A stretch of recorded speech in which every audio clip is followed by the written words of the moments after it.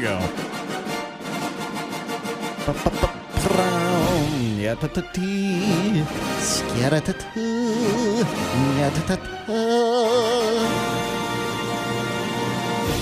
And now for something completely different. This is Shug Jordan, coach of the Auburn Tigers. Say what?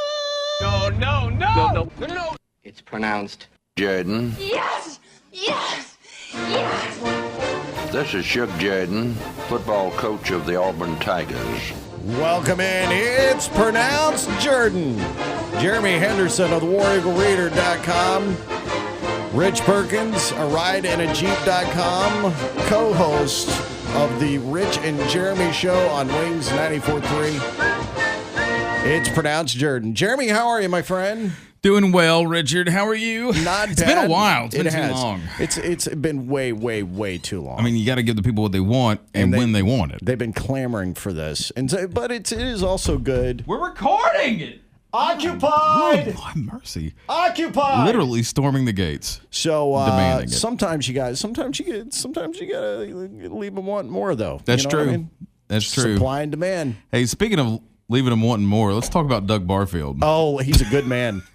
He's a good man.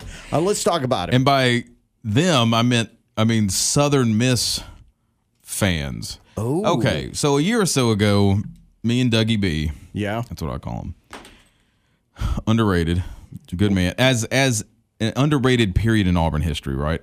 I met with him. We talked. He's still around. He's in Montgomery. Family's still here.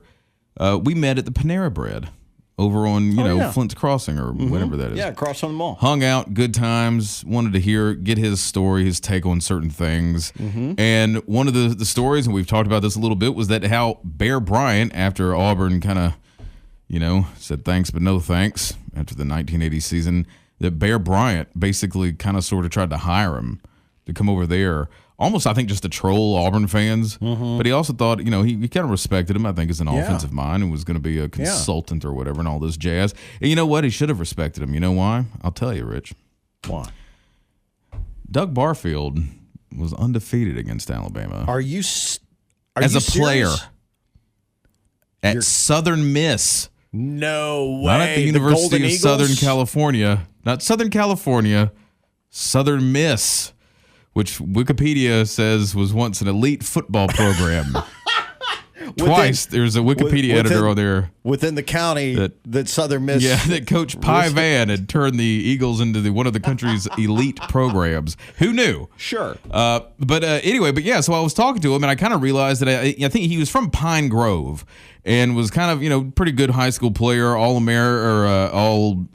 state honorable mention coming out of Pine Grove High. Right.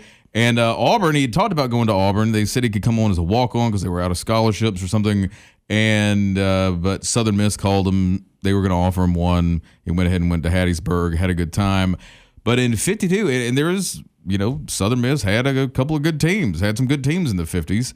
And they were, they're a perennial fly in the ointment to a lot of bigger programs. I remember growing up and always would love the days when Southern Miss would play Bama because you knew there was always a chance that we would lose. We lost to them in 90 and 91. Brett Favre.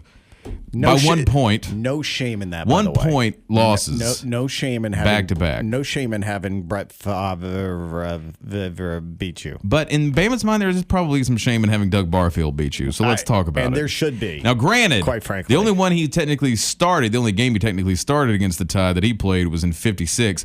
But in 52, and they tied them that year. But still, hey, you tied the Tide. Yeah. And in 52 and 53, 53 and 54, they were in some polls number one preseason. These were the opening games, back-to-back losses against Southern Miss to Bama in 53 and 54.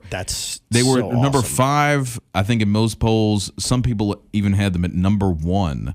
Like arguably the greatest win in Southern Miss history or something. This is akin to Appalachian State beating a number 2 ranked exactly. Michigan team. So he was a sophomore that year in 53. Yeah.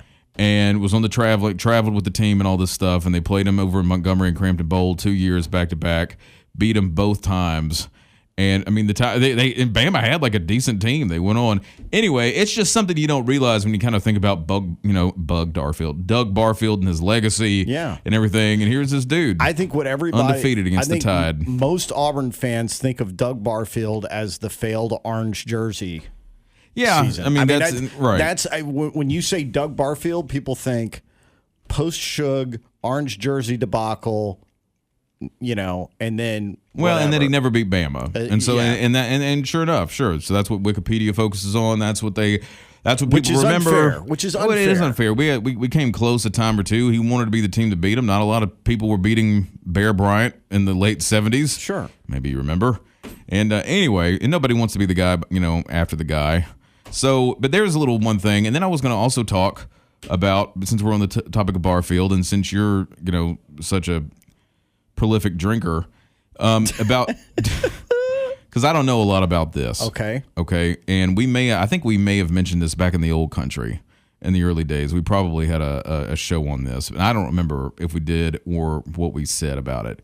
But just kind of going through some of the Barfield era ephemera, as I do, just when I'm bored.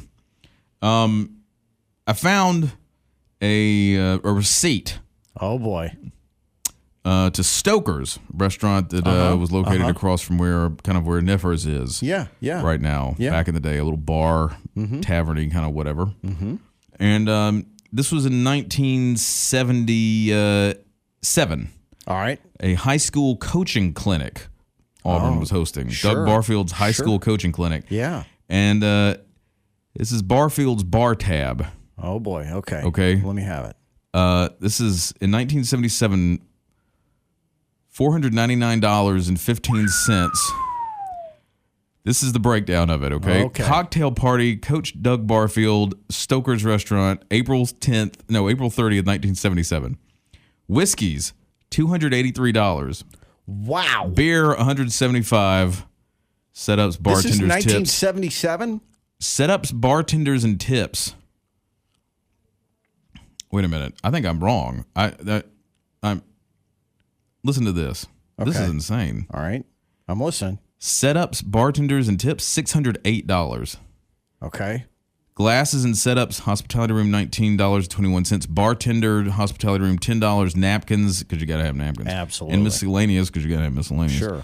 $11.64. $1,107.15 for that. And then for the coaching clinic, let's get back to the whiskey and beer. $499.15. The whiskey and beer. This is for imagine in the day of the Auburn family, right?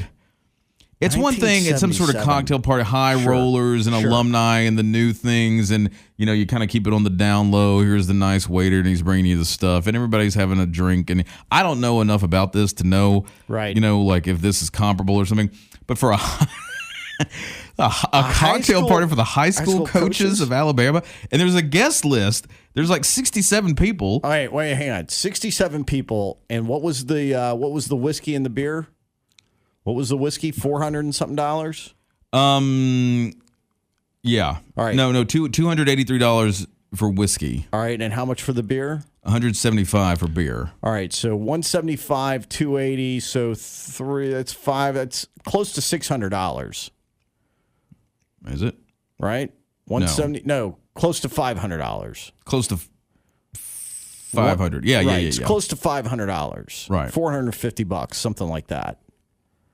Between $450. All right. In just alcohol in $1977, when a beer might cost you 50 cents. Right. A beer might cost you 50 cents, and he had $175 worth of beer, and there were 60 people. It's a lot of beer. It's a lot of beer and a lot of booze. I mean, for not a whole lot of coaches. Number one on the list, you got Doug Barfield. You got Paul Davis. These are all big time things. You got P.W. Underwood. Now you've seen Google him, and you'll know he was knocking some back.